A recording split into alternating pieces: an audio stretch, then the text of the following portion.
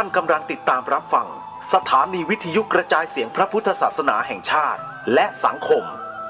คลื่นเพื่อการศึกษาพระพุทธศาสนาและวัฒนธรรมระบบ FM 104.5 เมกะเฮิรตซ์รายการต่อไปเป็นรายการคดีโลกคดีธรรม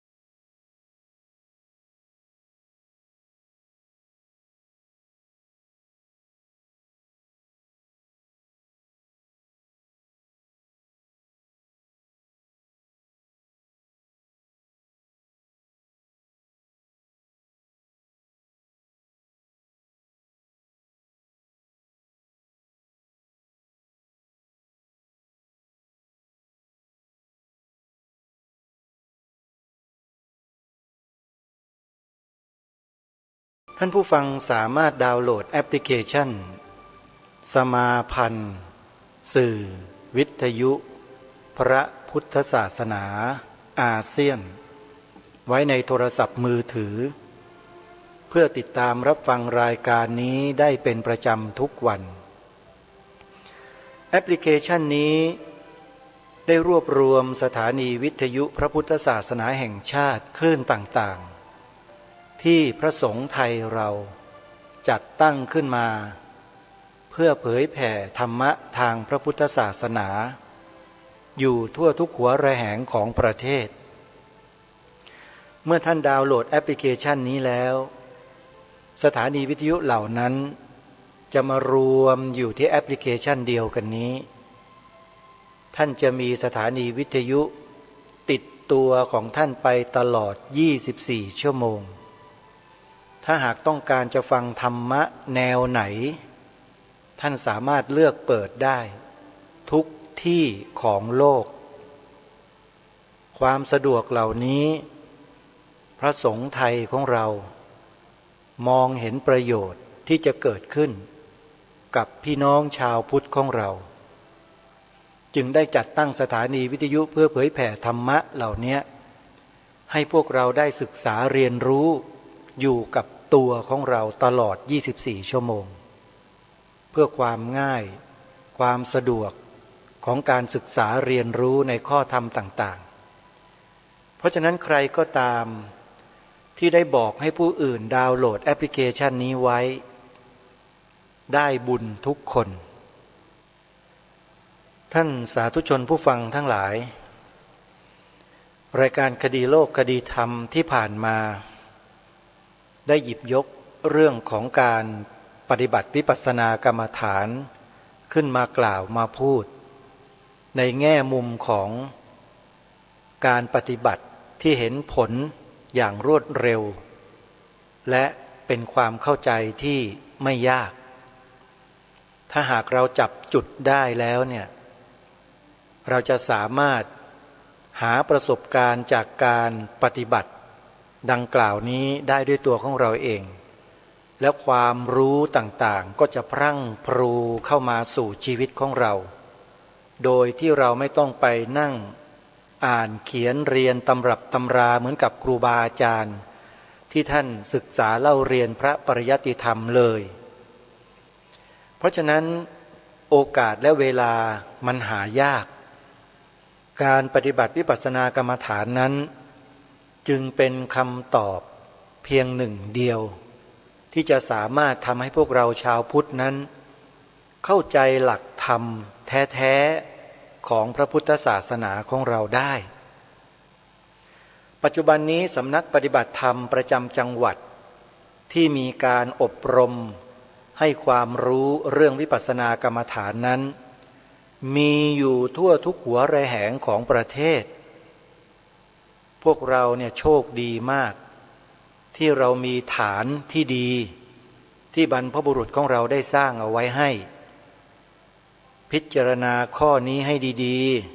ๆลองพิจารณาให้ดีๆนะทั่วโลกเขาแสวงหาความสงบแสวงหาสันติแสวงหาความรักความสามัคคีกันทั่วทั้งโลกเพราะประเทศของเขาเหล่านั้นเนี่ยไม่มีแนวทางแบบนี้อยู่ในประเทศเพราะเขาไม่ได้นับถือพระพุทธศาสนาเขาไม่ได้ศึกษาเรียนรู้เหมือนอย่างพระสงฆ์ในประเทศไทยอุบาสกอุบาสิกาในประเทศไทยของเราในประเทศไทยเราเนี่ยมีระเบียบมีแบบแผนที่สมบูรณ์แบบที่สุดในโลกทั้งฝ่ายปริยัติฝ่ายปฏิบัติและปฏิเวทท่านสาธุชนทั้งหลายเราอย่ามัวลังเลสงสัยอะไรกันอยู่เลยชาวต่างประเทศที่เขามีความทุกข์จากเรื่องราวจากเหตุการณ์จากอะไรต่างๆมากมายเหลือเกินหลายคนหาทางออกให้กับชีวิตไม่ได้ฆ่าตัวตายกันไปซะอย่างนั้นน่ะซึ่งเป็นข่าวเป็นสถิติที่เขาทำออกมาให้เรารู้เราทราบเราเห็นกันเยอะแยะมากมายประเทศที่มีความเจริญรุ่งเรืองทางด้านเทคโนโลยีสมัยใหม่อย่างประเทศญี่ปุ่นเป็นต้นฆ่าตัวตายมากที่สุดในโลกเห็นไหมฮะประเทศที่ไม่ได้เป็นเหมือนอย่างญี่ปุ่นแต่เป็นประเทศที่ร่ำรวยมีบ่อน้ำมันมากมายมหาศาลกอบโกยเอาเงินมาบำรุงบำเรอไอ้สังขารร่างกายอันเน่าเปื่อยเนี้ยแล้วก็ยึดถือว่าเป็นของฉันว่าฉันมีอำนาจฉันมีอิทธิพลก็เข็นฆ่าล้างเผ่าพันธุ์กันเป็นว่าเล่นหาความสุขสงบร่มเย็นไม่มีเลยพวกเราอยู่บนผืนแผ่นดินที่อุดมสมบูรณ์ทั้งทางด้านกายภาพทั้งทางด้านจิตภาพคือทางกายและจิตของเราสมบูรณ์แบบแล้วเราจะไปแสวงหาความทุกข์เหล่านั้นมาใส่ตัวเราโดยการไปเดินตามสิ่งเหล่านั้นกันไปเพื่ออะไรอาตมาภาพพูดความจริงเพราะประสบการณ์ทั้งหลายที่มันปรากฏอยู่ในโลกใบนี้ที่เราได้ศึกษาเรียนรู้ได้เห็นได้ทราบมันบอกเราอยู่ทุกวันประเทศเรานั้นเป็นประเทศที่สงบร่มเย็นมากที่สุดประเทศหนึ่งของโลกและเป็นประเทศเดียวก็ว่าได้ที่มีระเบียบแบบแผนในการศึกษาในการปฏิบัติทางพระพุทธศาสนามากที่สุดในโลกไม่ได้พูดเกินเลยความจริงเลยไม่เช่นนั้นชาวพุทธทั่วโลกเขาจะยกฐานะประเทศที่เป็นศูนย์กลางพระพุทธศาสนาแห่งโลกให้กับประเทศไทยเราทำไมท่านว่าจริงไหมหลายคนไม่ทราบว่าผู้นำชาวพุทธทั่วโลกเขาลงมติเป็นเอกฉันท์กันน่ะเขามองดูแล้วว่าประเทศที่นับถือศาสนาพุทธที่มีความเจริญมั่นคงมากที่สุดไม่มีประเทศไหนจะเกินกว่าประเทศไทยของเราแล้วข้อที่สำคัญที่เขาพิจารณาแล้วตัดสินในข้อหนึ่งก็คือว่าองค์พระประมุขของแผ่นดินของเราคือองค์พระมหากษัตริย์ทรงนับถือพระพุทธศาสนาทรงเป็นพุทธมามกะทรงเป็นองค์เอกอัคร พุทธศาสนูปถัมภกหนึ่งเดียวของโลกประเทศอื่นไม่มีก็จริงแต่ความสมบูรณ์ไม่เพียบพร้อมเหมือนกับประเทศไทยของเราด้วยเหตุดังกล่าวนี้ข้อหนึ่งจึงได้รับการคัดเลือกให้ประเทศไทยเป็นศูนย์กลางพระพุทธศาสนาแห่งโลกข้อที่สองการศึกษาเรียนรู้พระพุทธศาสนาเขาก็ศึกษาดูแล้วทั่วโลกว่าประเทศที่นับถือศาสนาพุทธทั่วโลกที่มีการเรียนการสอนอย่างเป็นระบบในเรื่องของหลักธรรมคำสอนทางพระพุทธศาสนาก็ไม่มีประเทศไหนเลยที่จะเป็นแบบได้ดีเท่ากับประเทศไทยของเราเรามีแม่กองธรรมสนามหลวงเรามีแม่กองบาลีสนามหลวงแต่ยังขาดอยู่อีกหนึ่งแม่กองที่ยังไม่ได้ตั้งพลาดไปได้ยังไงก็ไม่รู้นั่นก็คือแม่กองวิปัสสนาธุระซึ่งต้องมีในอนาคตนี้ต้องมีแม่กองนี้ถ้าหากคณะสงฆ์ไทยเรายังมัวลังเลชักช้าอยู่จะพลาดโอกาสอันยิ่งใหญ่นี้และสิ่งนี้ก็ควรที่จะทำด้วยขอฝากเจ้าคณะพระสังฆาธิการที่กระผมเกล้ากระผมเคารพให้ช่วยกันสนับสนุนให้เกิดแม่กองวิปัสสนาธุระกันเถิดประเทศเราจะยิ่งใหญ่ที่สุดในโลกก็คราวนี้แหละเป็นประเทศที่มีความรู้ความเข้าใจเรื่องเหตุและปัจจัยที่จะทำให้เกิดความสุขสงบร่มเย็นของโลกอยู่ที่ประเทศไทยของเราเพราะฉะนั้นเพิ่มแม่กองวิปัสสนาธุระเข้าไปเถอะคณะสงฆ์ไทยเราอย่ามัวเกี่ยงงอนอะไรกันอยู่เลยโตกันแล้วไม่ใช่เด็กมีความรู้มีความเข้าใจอะไรกันทั้งนั้นแหละมัวไปฟังใครเขาอยู่กันล่ะฟังพระพุทธเจ้าสิพระพุทธเจ้าทรงฝากธุระพระศาสนาไว้2ประการใช่ไหมเล่าคันธธุระและวิปัสสนาธุระแต่งานของคณะสงฆ์ไทยเราเนี่ยไม่มีงานวิปัสสนาธุระที่เป็นรูปธรรมถึงเวลาแล้วที่จะต้องตั้งกองแม่กองวิปัสสนาธุระบุคลากรที่เป็นพระวิปัสสนาจารย์ที่มีความรู้ความเข้าใจเรื่องนี้มีอยู่เยอะมากในประเทศไทยของเราและพระสงฆ์ไทยเราก็ให้การสนับสนุนส่งเสริมมีการจัดโครงการอบรมพระวิปัสสนาจารย์กันเป็นระลอกมาเรื่อยโดยเฉพาะกองการวิปัสสนาธุระแห่งประเทศไทยผลงานโดดเด่นแล้วชัดเจนที่สุดมีครูบาอาจารย์พระวิปัสสนาจารย์ชั้นยอดของประเทศไทยหลายรูปที่มีชื่อเสียงปรากฏแล้วสร้างคุณูปการประโยชน์ให้กับประเทศชาติบ้านเมืองกับพระบวรพุทธศาสนาและสถาบันพระมหากษัตริย์อย่างมากมายมหาศาลที่ยังดำรงชีวิตดำเนินกิจการวิปัสสนาธุระอยู่ทั่วทุกหัวระแหงของประเทศไทยก็ยังมีเพราะฉะนั้นมันมีความพร้อมโดยที่ไม่ต้องไปทำการสำรวจตรวจสอบอะไรอีกแล้วมันพร้อมทุกอย่างแล้วเพราะนั้นมีทางเดียวเท่านั้นคือเจ้าคณะพระสังฆาธิการพระสงฆ์อุบาสกอุบาสิกาญาติโยมชาวพุทธต้องสนับสนุนให้มีแม่กองวิปัสสนาธุระเท่านั้นจึงจะถูกต้องตรงตามพุทธพจน์ที่องค์สมเด็จพระสัมมาสัมพุทธเจ้า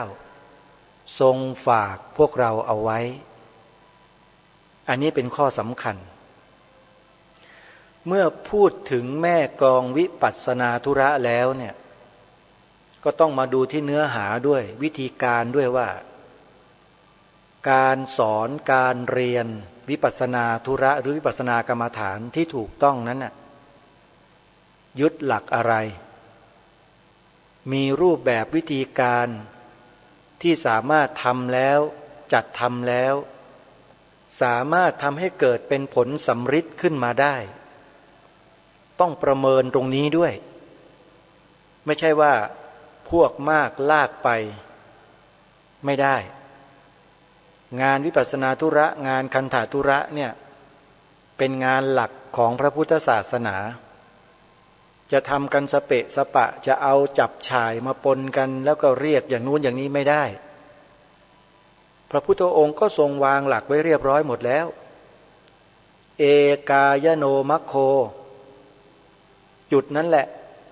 เป็นจุดที่สามารถตัดสินใจแล้วดำเนินการได้เลยสติปัฏฐานสี่ไม่มีอย่างอื่นถ้าใครเดินมาตามแนวอื่นถามว่าถูกต้องตรงตามหลักสติปัฏฐานสี่หรือยังยังไม่ตรงนะแต่มีอยู่องค์กรหนึ่งหน่วยงานหนึ่งที่หยิบยกสติปัฏฐานสี่หรือมหาสติปัฏฐานสี่เนี่ยเข้ามาดำเนินการงานวิปัสสนาธุระในประเทศไทยเป็นครั้งแรกเริ่มต้นมาตั้งแต่ปีพระพุทธศักราช 2496 งานนี้เริ่มมาตั้งแต่ปี 2496 ท่านผู้ฟังอันนี้ต้องเป็นความรู้ที่เราจะต้องจำกันไว้ด้วยจะไปพูดกันสเปะสปะไม่ได้จะไปบอกว่าโอ้ยเกิดมาตั้งแต่นู้นแต่นี้ไม่ใช่อย่าไปเที่ยวพูดให้เลอะเทอะและทำให้ความคิดเห็นของคนแตกแยกกันต่อไปอีกงานวิปัสสนาธุระตามแนวมหาสติปัฏฐานสูตรแท้ๆเนี่ยเริ่มมาตั้งแต่ปี 2496 คณะบุคคลที่เป็นพระสงฆ์ที่ท่านหยิบยกสติปัฏฐานสี่ขึ้นมาเพื่อดำเนินการเผยแผ่วิปัสสนากรรมฐานให้กับผู้คนและประสบความสำเร็จอย่างงดงามมาจนกระทั่งถึงทุกวันนี้เนี่ยมีอยู่หน่วยงานเดียวที่เริ่มมาตั้งแต่ต้นซึ่งอาตมาภาพจะเฉลยในโอกาสต่อไปแต่มีแน่นอนแต่จะยังไม่บอกว่าหน่วยงานไหนเท่านั้นอาตมาภาพมีข้อมูลมีหลักฐานมีพยานมีผลงานเต็มบ้านเต็มเมืองไปหมดเลยแล้วถ้าใครไม่ยอมรับปฏิเสธต่อต้านคัดค้านท่านผู้ฟังจงจำคนคนนั้นไว้ตราหน้าเอาไว้เลยถือว่ามันคัดค้านคำสอนของพระพุทธเจ้าขอบอกเลยนะฮะญาติโยมรู้จักหลวงพ่อทองไหมวัดพระธาตุสีจอมทองรู้จักกันไหมฮะนักวิปัสสนากรรมฐานในเมืองไทยรู้จักไหมรู้จักหลวงพ่อจรัญวัดอัมพวันสิงห์บุรีไหมรู้จักหลวงปู่ทองใบประภัสโรไหมวัดนาหลวงอภิญญาเทศิตธรรมรู้จักไหมรู้จักมีลูกศิษย์ลูกหาเยอะแยะ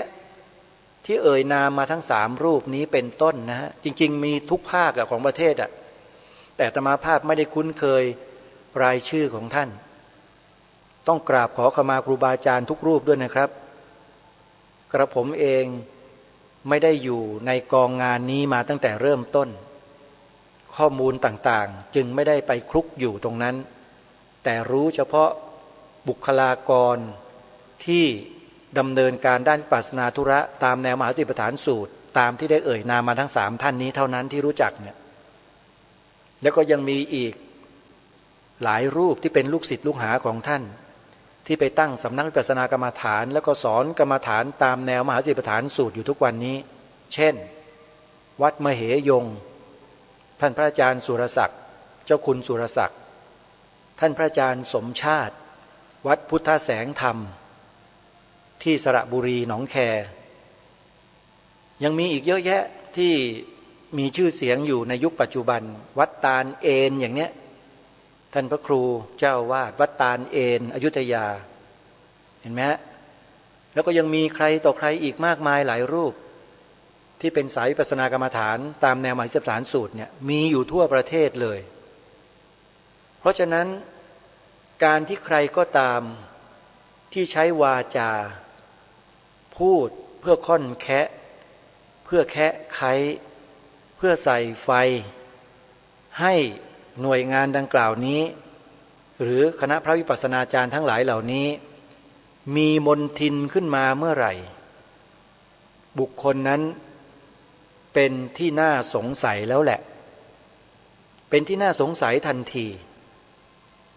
นี่คือวิธีการที่เราจะดูอะไรฟังอะไรพิจารณาอะไรก็แล้วแต่ที่เกี่ยวกับเรื่องดังกล่าวเนี่ย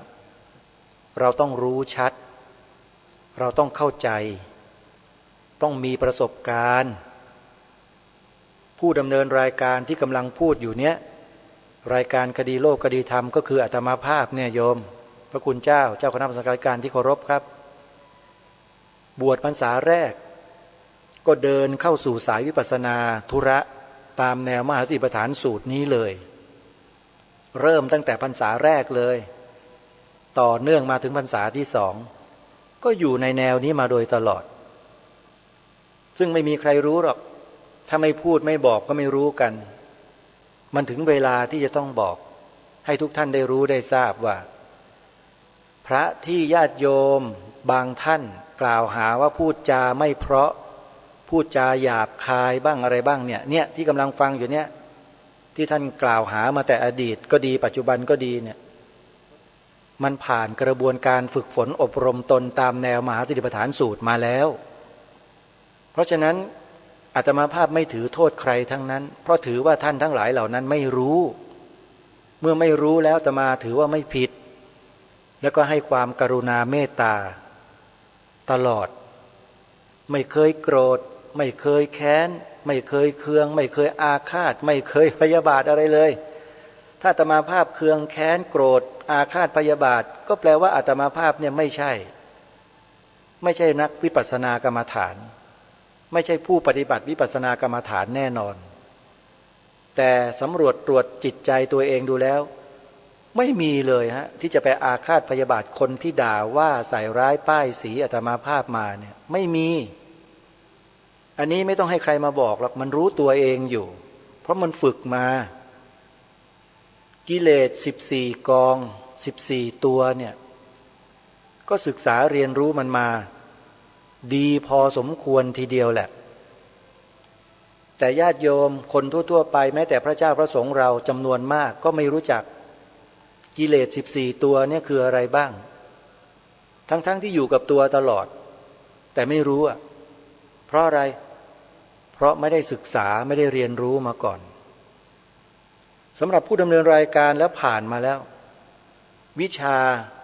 ที่สามารถจะทำให้เราชำแหละกิเลสให้เห็นตัวเล็กตัวน้อยตัวจี๊ดอะไรต่างๆเนี่ยได้อย่างชัดแจ้งชัดเจนเนี่ยมีอยู่วิชาเดียวเท่านั้นที่เป็นปริยัติศึกษานะแต่ก็ยังไม่ถูกจัดเข้าระบบถ้าจัดเข้าระบบเมื่อไหร่อาตมาภาพเชื่อเลยว่าประเทศไทยเราเนี่ย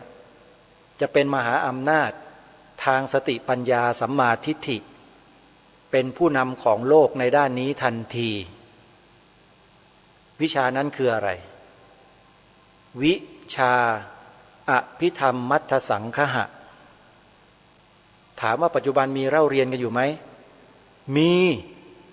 สนใจไหมล่ะว่าแต่ว่า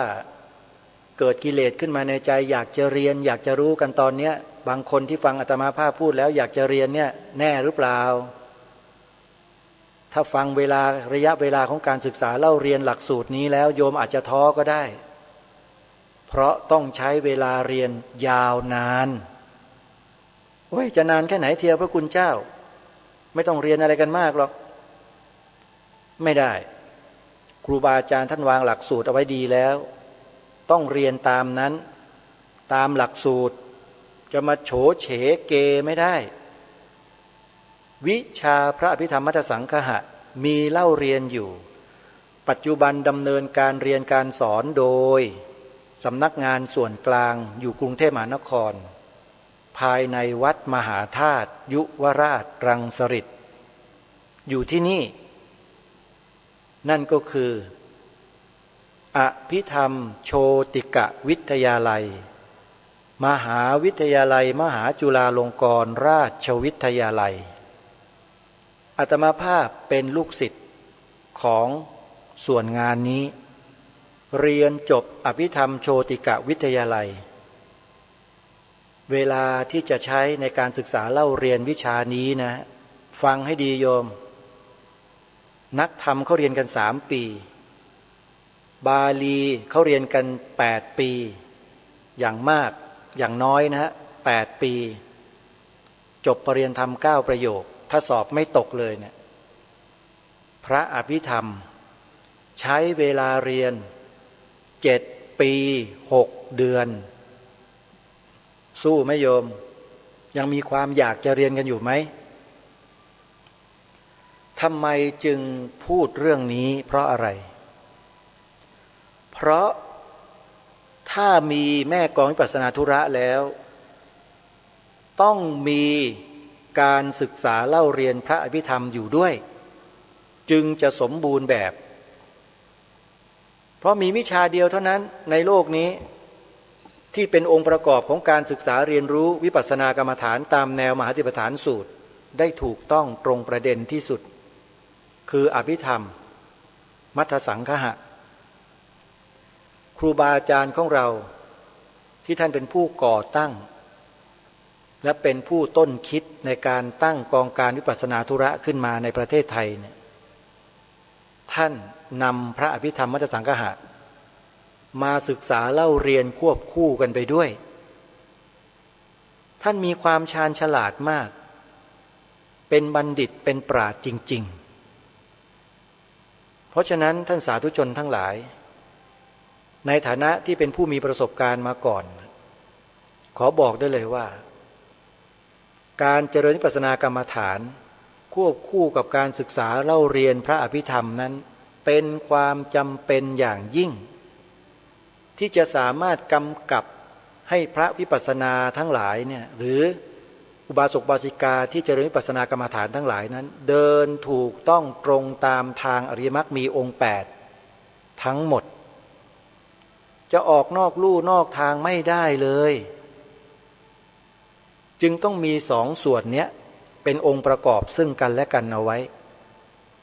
ทิ้งอย่างใดอย่างหนึ่งไม่ได้บางคนเรียนอภิธรรมสอบมันได้ที่1ทุกปีทุกชั้น1ตลอดชั้นคือที่1แต่ไม่เคยปฏิบัติวิปัสสนากรรมฐานตามแนวมหาสติปัฏฐานสูตรเลย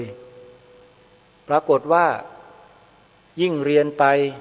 ยิ่งสอบได้ที่1มากเข้ามากเข้ามันไม่ได้ขัดเกลาอัตตาออกจากตัวตนมันเพิ่มอัตตาเพิ่มอีโก้ขึ้นไปอีกหนาขึ้นใหญ่ขึ้นตัวโตขึ้นใครพูดอะไรๆก็ขวางหูหมดครูบาอาจารย์พูดเรื่องพระสูตรครูบาอาจารย์พูดเรื่องชาดกไอ้พวกอภิธรรมตัวโตๆพวกเนี้ยเถียงท่านใหญ่เลยมันเป็นอย่างนั้นจริงๆในฐานะที่อยู่วงการนี้มาก่อนขอเตือนขอบอกเอาไว้เลยนะถ้าเรียนพระอภิธรรมแล้วอย่าเป็นกันแบบนี้เลยผิดมันไม่ได้เรียนเพื่อขัดเกลาหรอกนะมันเรียนเพื่อสร้างอัตตาตัวตนสร้างอีโก้แล้วกิเลสมันก็เต็มหัวไปหมดไอ้คนอื่นพูดผิดหมดกูพูดถูกอยู่คนเดียวอ่ะเนี่ยมันเป็นอย่างนี้ที่พูดอย่างนี้ได้เพราะอะไรเพราะผ่านมาแล้วเรียนมาแล้วศึกษามาแล้วเพราะฉะนั้นท่านสาธุชนท่านผู้ฟังทั้งหลายถ้าหวังจะศึกษาเรียนรู้คำสอนของพระพุทธเจ้าว่าพระพุทธองค์ตรัสสอนเรื่องอะไรเนี่ย2 วิชานี้เท่านั้นนะขอบอกที่จะทำให้พวกเรานั้นเข้าถึงหลักธรรมที่แท้จริงขององค์สมเด็จพระสัมมาสัมพุทธเจ้าและถูกต้องตรงประเด็นได้เท่านั้นจริงๆแต่ไม่ได้หมายความว่านักธรรมบาลีไม่มีความหมายไม่มีประโยชน์ไม่ได้พูดอย่างนั้นนะ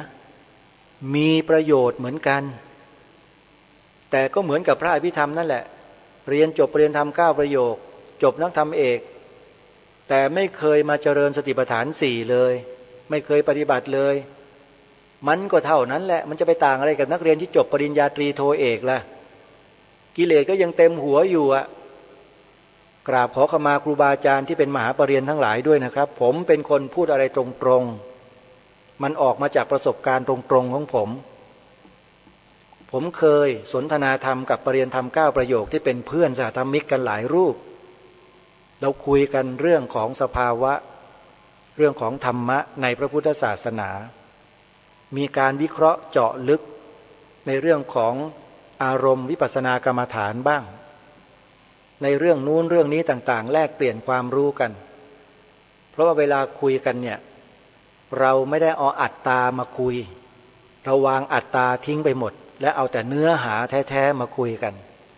มีการถกเถียงกันมีการวิเคราะห์กันมีการอะไรกันเยอะแยะมากมาย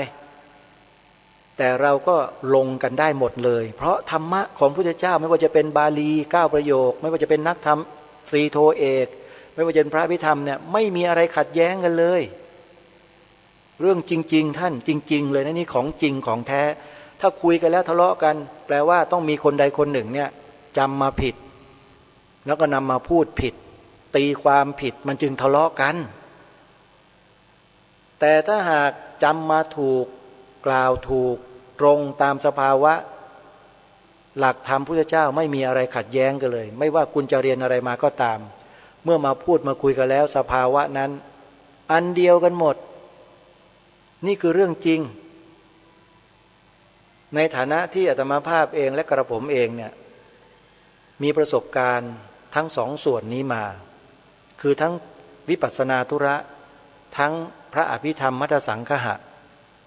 จบนักธรรมเอกพอแล้วบาลีถึงแม้จะไม่เป็นมหาปรริญญาก็ตามแต่ก็มีความรู้พอสมควรเพราะได้ศึกษาปทะรูปสิทธิแล้วก็ได้ไปนั่งแปลคัมภีร์ต่างๆที่เป็นคัมภีร์ที่เขาเรียนกันแบบโบราณน่ะคงจะไม่ค่อยได้ยินกันละมั้งแม้แต่มหาปรริญญาที่จบกันอยู่ทุกวันเนี้ยมีตำรับตำราหลายตำรับตำราที่นักบาลีในเมืองไทยไม่ได้สัมผัสไม่ได้อ่านไม่ได้ศึกษาเรียนรู้เช่นนยาสปกรณ์โมคคัลลานะปกรณ์สัทธนีติปกรณ์สุโพธาลังการะเหล่านี้เป็นต้นหรือแม้แต่คัมภีร์กัจจายนะก็ตามเชื่อว่านักบาลีหลายรูปหลายองค์หลายท่านไม่เคยสัมผัสนั่นคือหลักสูตรที่บูรพาจารย์สายบาลีท่านรักษาสืบสารพระพุทธศาสนามาแต่โบราณพอมาถึงยุคหนึ่งก็มีการปรับปรุงหลักสูตรให้เกิดความง่ายในการศึกษาเล่าเรียนของกุลบุตรกุลธิดาทั้งหลายจึงได้กลายมาเป็นปริญญาตรีปริญญาโทปริญญาเอกแบ่งออกไปเป็น3ส่วนแล้วก็ศึกษาเล่าเรียนกันเป็นหลักสูตรนี่แหละคือที่มาที่ไปของความสมบูรณ์แบบในการศึกษาเล่าเรียนพระปริยัติธรรมในเมืองไทยของเราจนเป็นที่ยอมรับของผู้นำชาวพุทธทั่วโลกนี่คือส่วนที่ดีส่วนที่ดีมากๆด้วยนักธรรมก็แบ่งเป็นนักธรรมตรีนักธรรมโทนักธรรมเอกเจาะเอาเนื้อหาสำคัญในพระไตรปิฎกมาย่อความลงเป็นหัวข้ออุเทศให้กุลบุตรกุลธิดาได้ศึกษาได้ท่องจำได้วิเคราะห์ได้ทำการทำความเข้าใจกันก็เป็นระเบียบเป็นแบบแผนที่ไม่มีที่อื่นที่เขาเรียนกันแบบนี้เมืองไทยเราเนี่ยแหละเป็นต้นแบบของการศึกษาพระปริยัติธรรมที่ดีที่สุดในโลกคุยได้พูดได้ประวัติศาสตร์ที่ผ่านมาประสบการณ์ที่ผ่านมาเป็นตัวชี้วัดว่าเมืองไทยเรานั้นสมบูรณ์มากในการศึกษาพระปริยัติธรรมและกำลังจะสมบูรณ์ในด้านของวิปัสสนาธุระแต่ขาดอย่างเดียวเท่านั้นน่ะผู้หลักผู้ใหญ่ในบ้านเมืองเรายังมองไม่เห็นประโยชน์ ยังไม่ตั้งแม่กองวิปัสสนาธุระเท่านั้นเองถ้าตั้งขึ้นมาเมื่อไหร่ประโยชน์มันจะได้มากกว่านี้เยอะแต่ขอฝากด้วยนะฮะดึงเอาพระอภิธรรมมัทธสังฆะเข้ามาอยู่ในส่วนงานนี้ด้วยทิ้งไม่ได้ขอบอกนะว่าทิ้งไม่ได้ถ้าหากจะต้องการสร้างบุคลากรที่มีคุณภาพที่สมบูรณ์แบบขึ้นมาเนี่ยจะทิ้งสองส่วนนี้ไม่ได้เลยในงานวิปัสสนาธุระจะต้องมีปรมัตถธรรมนี้เข้ามาเสริมในการศึกษาเรียนรู้ให้ทำความเข้าใจในเรื่องของตัวบัญญัติให้ชัดให้ถูกต้องถ้าไม่มีตัวบัญญัติคือไม่มีแผนที่แล้วเดี๋ยวเดินสเปะสปะกันไปอีกอะพอเจริญสติปัฏฐานสี่ไปเรื่อยๆเรื่อยๆสภาวะธรรมสูงสมาธิสูงขึ้นไปเจอนิมิตไปเจออะไรต่างๆเขวเลยเพราะปัญญาในส่วนที่ควรจะไปป้องกันตัววิปัสสนูกิเลสมันไม่มี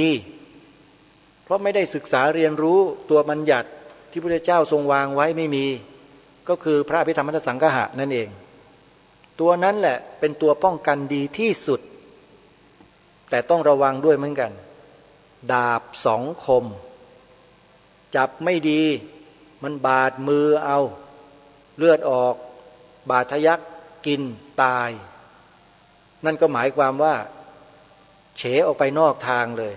ไปตั้งตัวเป็นเจ้าลัทธิอย่างนั้นไปเป็นศาสดาอย่างโน้นอย่างนี้แล้วก็อ้างศาสนาพุทธซึ่งก็มีอยู่ถมขื่นไว้เนี่ย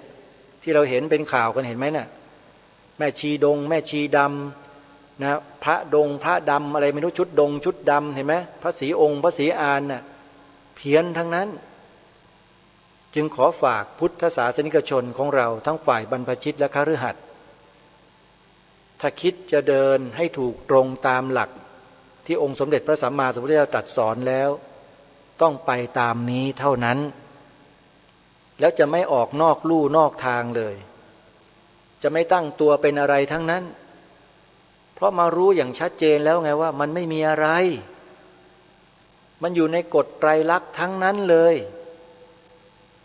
กฎไตรลักษณ์นี่ก็เหมือนกัน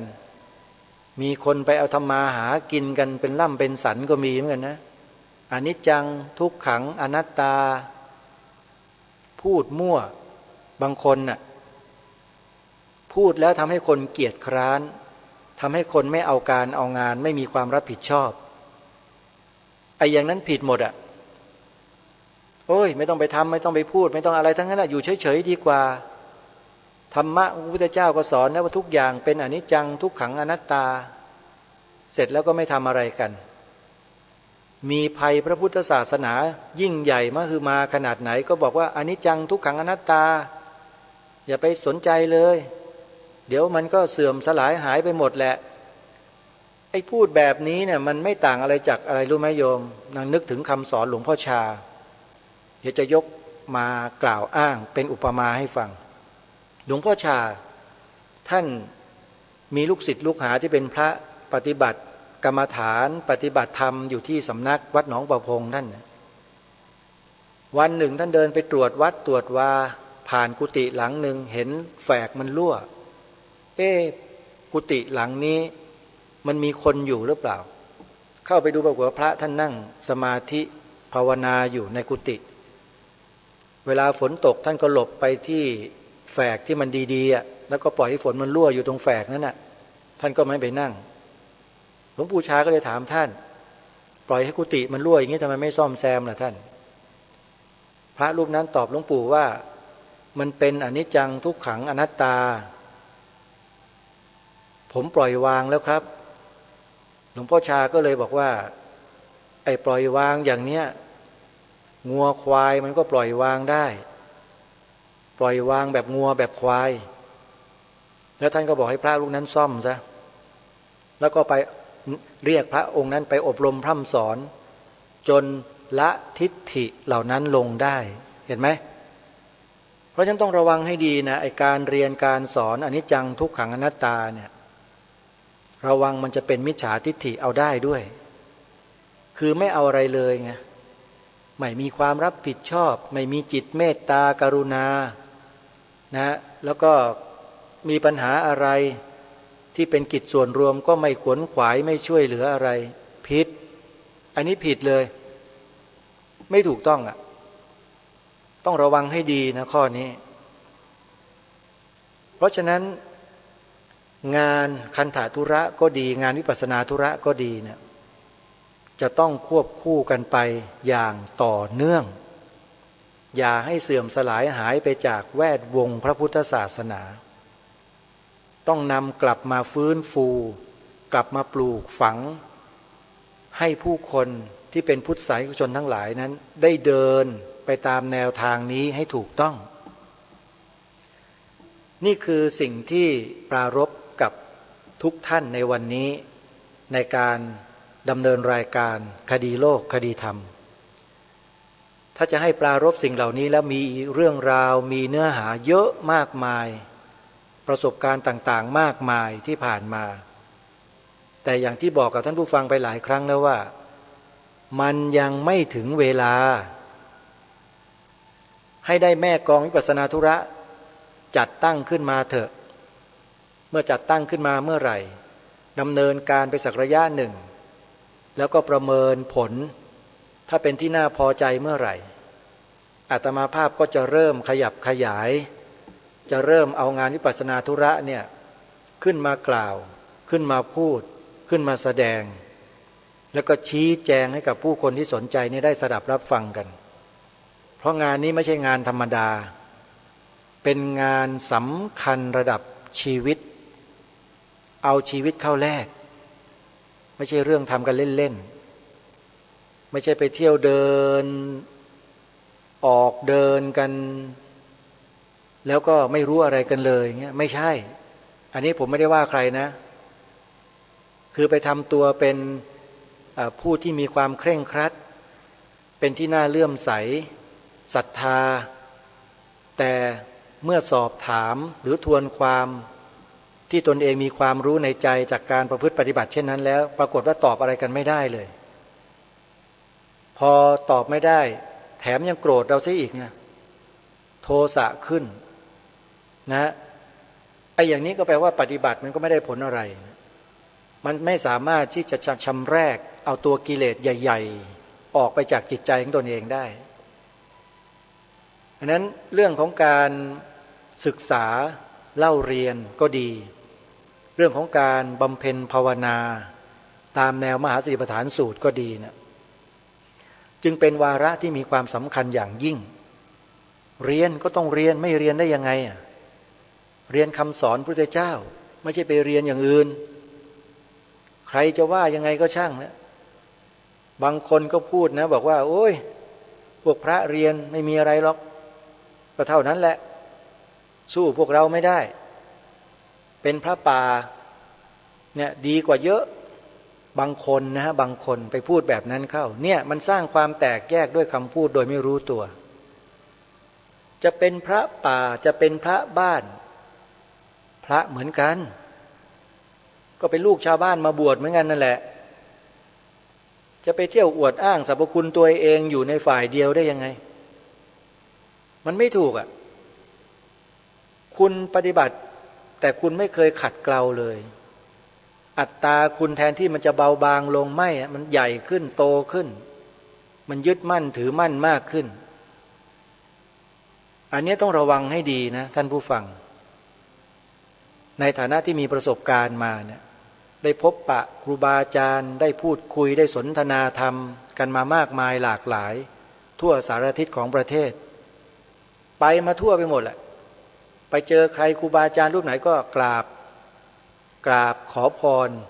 ขอสนทนาธรรมพูดคุยกับท่านได้คำตอบเพียงไม่กี่คำก็หายสงสัยเมื่อหายสงสัยก็นำมาพิจารณาเพิ่มเติมศึกษาค้นคว้าเพิ่มเติมมาพิจารณาเพิ่มเติมยังไม่มีความมั่นใจก็มาถามผู้รู้ปราชญ์บัณฑิตทั้งหลายสำนักนี้ผมไปคุยมาท่านบอกว่าอย่างนี้เนี่ยจะเป็นยังไงครับนะท่านก็ตอบให้เราหายสงสัยเนี่ยนี่แหละเขาเรียกว่าการศึกษาเรียนรู้ทั้งชีวิตคือการศึกษาเรียนรู้ทั้งนั้น ไม่เคยเบื่อไม่เคยหน่ายในการที่จะศึกษาเรียนรู้สิ่งเหล่านี้เพราะความรู้ที่แท้จริงนั้นไม่ได้เกิดแต่เฉพาะตำราเรียนอย่างเดียวแต่มันเกิดจากประสบการณ์ที่เราได้รับโดยตรงก็คือความรู้จากการเรียนเหมือนกันแต่เป็นการเรียนนอกระบบเป็นการเรียนนอกระบบหลังจากที่เราจบการศึกษาในระบบมาแล้วเนี่ยต้องมาเรียนนอกระบบด้วย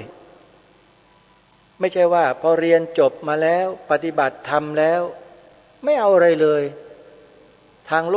ลกใครจะเป็นอะไรยังไงศาสนาพุทธจะถูกเบียดเบียนยังไงบอกไม่ใช่เรื่องของฉันจะปฏิบัติฉันจะภาวนาอย่างเดียวไม่เอาอะไรทั้งนั้นน่ะไอ้อย่างนี้มันก็บกพร่องใช้ไม่ได้ท่านจำได้ไหมครั้งสมัยพุทธกาลก็ดีหรือครั้งไหนก็ตามพระอรหันต์เจ้าที่ท่านไปบำเพ็ญฌานสมาบัติอยู่ที่ใดที่หนึ่งก็ตามถ้ามีกิจพระศาสนาที่สำคัญเกิดขึ้นเนี่ยท่านเหล่านั้นจะส่งสัญญาณไปหากันถ้าพูดภาษาในปัจจุบันเขาเรียกว่าโทรจิตส่งไปเลยเหมือนกับโทรศัพท์มือถือนี่แหละเอาท่านตอนนี้มีปัญหาพระศาสนาแล้วนะต้องการความช่วยเหลือช่วยออกมาทีเถอะพระอรหันต์เจ้านั้นพอทราบความเนี่ยออกจากฌานสมาบัติเหาะมาเลยมาช่วยกันแก้ปัญหาขนาดพระอรหันต์น่ะเห็นไหมท่านปล่อยละปล่อยวางสิ่งต่างๆทั้งหลายทั้งปวงหมดแล้วบริสุทธิ์แล้วแต่ทำไมท่านต้องมาช่วยเหลืองานพระศาสนานั่นแหละคือตัวอย่างที่พูดให้ฟังเนี่ยเป็นตัวอย่างถ้าเป็นพุทธบริษัทที่แท้จริงเนี่ยเขาจะไม่ทิ้งหน้าที่เขาจะออกมาทำหน้าที่ของเขาในฐานะที่เป็นพุทธบริษัททั้งนี้ทั้งนั้นเนี่ยพวกเราเป็นปุถุชนกันแท้ๆเลยพวกเราเนี่ย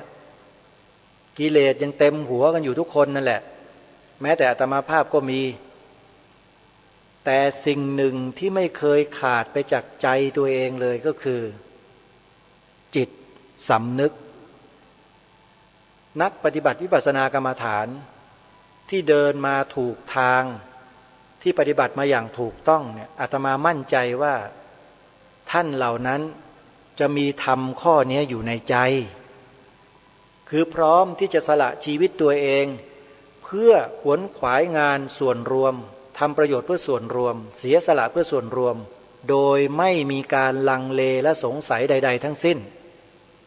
นี่แหละเขาเรียกว่านักวิปัสสนากรรมฐานที่แท้จริงปฏิบัติมาแล้วได้ผลจริง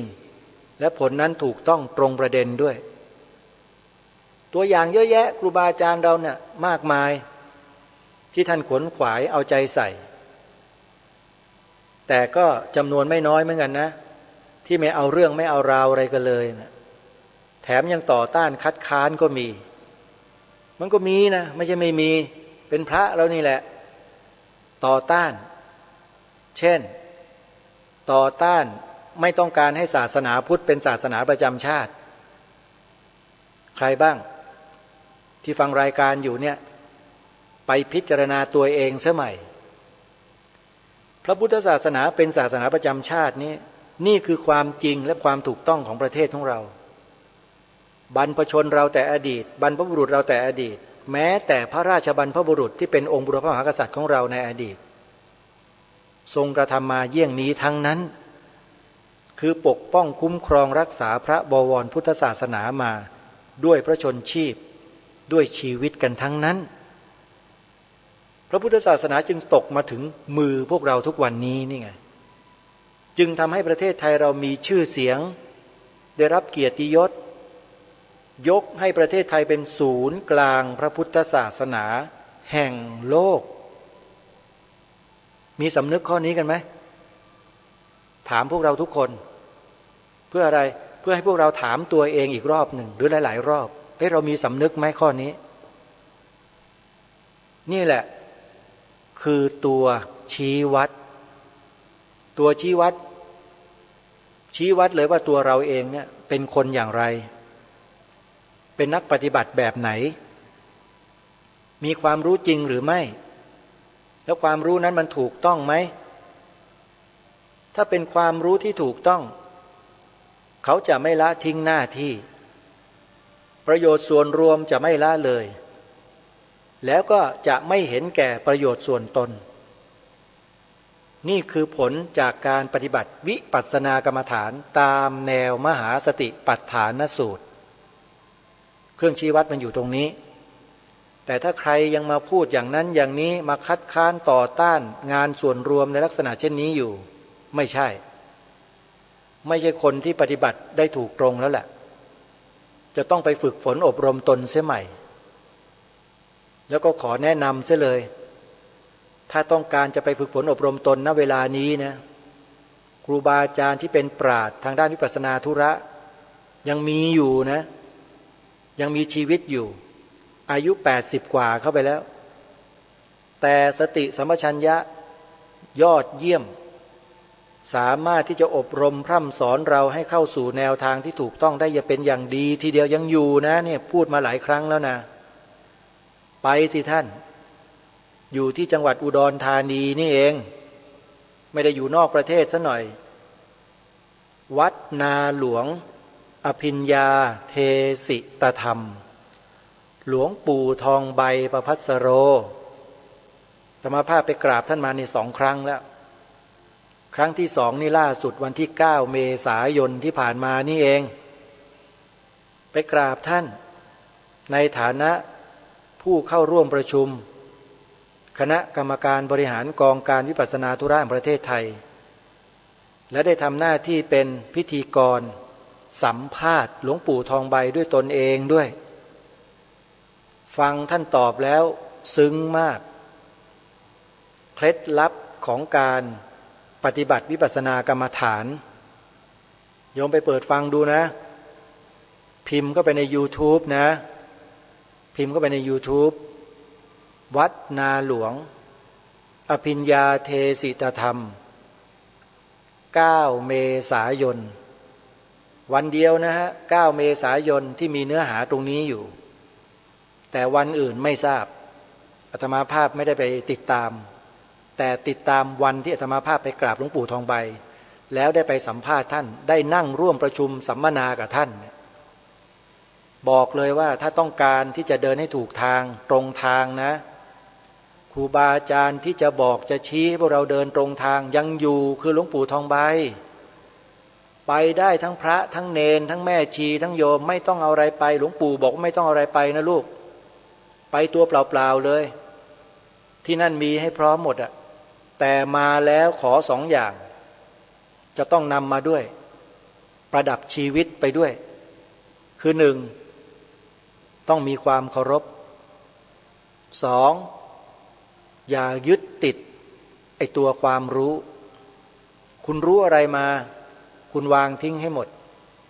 หรือแม้แต่คุณไปรู้อะไรที่นั่นคุณก็ต้องวางทิ้งความรู้นั้นอย่าไปเป็นความรู้2 อย่างที่เป็นเคล็ดลับที่หลวงปู่ทองใบฝากมาบอกให้กับทุกคนเนี่ยถ้าต้องการจะศึกษาเรียนรู้วิปัสสนากรรมฐานไปได้เลยศรัทธาสาธุชนทั้งหลายอาตมาภาพนี่พูดเพลินมากเลยเนี่ยเหลือบดูเวลาเกินมาเยอะทีเดียวต้องขออภัยครูบาอาจารย์ด้วยนะครับวันนี้เวลาของรายการหมดญาติโยมอาตมาภาพต้องขอสมมุติยุติรายการไว้แต่เพียงเท่านี้ก่อนนะโยมนะขอความสุขสวัสดีในธรรมแห่งองค์สมเด็จพระบรมศาสดาสัมมาสัมพุทธเจ้าจงปรากฏเกิดมีขึ้นในจิตใจของท่านผู้ฟังทุกท่านทุกคนเทอญขอเจริญ